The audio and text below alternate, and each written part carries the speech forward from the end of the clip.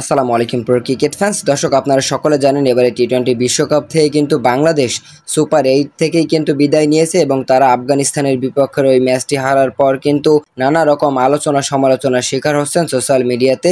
তো এবার কিন্তু অস্ট্রেলিয়ান একজন কিংবদন্তি ক্রিকেটার ম্যাথিউ হেডেন তিনি কিন্তু বাংলাদেশের একজন পেসারকে নিয়ে গণমাধ্যমেই প্রশংসা করেছেন।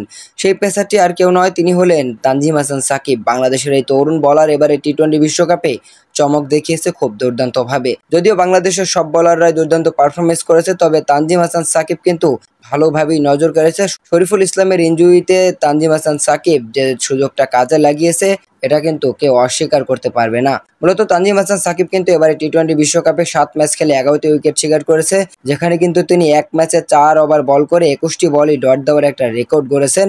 বাংলাদেশি খেলোয়াড়দের মধ্যে টি-20 বিশ্বকাপের মঞ্চে সর্বোচ্চ ডট বল দেওয়ার রেকর্ডটা এখন তানজিম হাসান সাকিবের কাছে। মূলত এই তানজিম হাসান সাকিবকে নিয়ে অস্ট্রেলিয়ান কিংবদন্তি ক্রিকেটার ম্যাথিউ হেডেন কিন্তু গণমাধ্যমে বলেছেন, আমার মনে হয় তানজিম সাকিব একজন সম্ভাবনাময় পেসার হিসেবে সে দুর্দান্ত ছিল। সে দ্রুত আউটসুইং করাতে পারে, আমার বিশ্বাস সে ভবিষ্যতে অনেক বড় হবে। মূলত অস্ট্রেলিয়ান কিংবদন্তির মুখে তানজিম হাসান সাকিবের প্রশংসা শুনে অবাকই হওয়ার কথা, কেননা অস্ট্রেলিয়ার মতো একটা দেশের কিংবদন্তি ক্রিকেটার যখন বাংলাদেশের ক্রিকেটারদেরকে নিয়ে প্রশংসা করেন তখন কিন্তু এই প্রশংসার বিষয়টি সোশ্যাল মিডিয়াতে ভাইরাল হবে, এটা কিন্তু স্বাভাবিক ব্যাপার। তো দর্শক, তানজিম হাসান সাকিবকে নিয়ে ম্যাথিউ হেডেনের এই কথা আপনার কাছে কেমন লেগেছে অবশ্যই জানিয়ে দিবেন আমাদের ভিডিওর কমেন্ট বক্সে।